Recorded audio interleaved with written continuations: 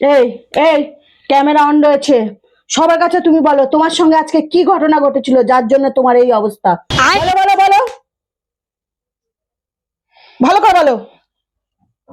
নমস্কার বন্ধুরা। নমস্কার বলছে, বসে বসে ভালো করে বলো, ভালো করে বলো।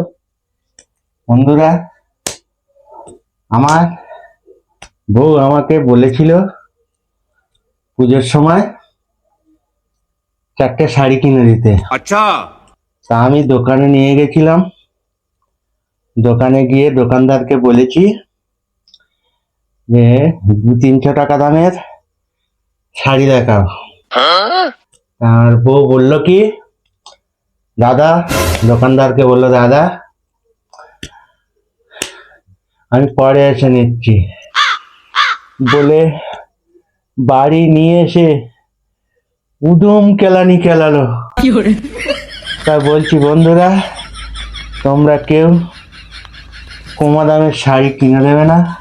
এই 4-5 হাজার টাকা খরচা হয়ে গেছে, সেই 4-5 হাজার টাকার বউকে শাড়ি কিনে দিতে দেবে, আর কেলানিটা আর খেতে হবে না।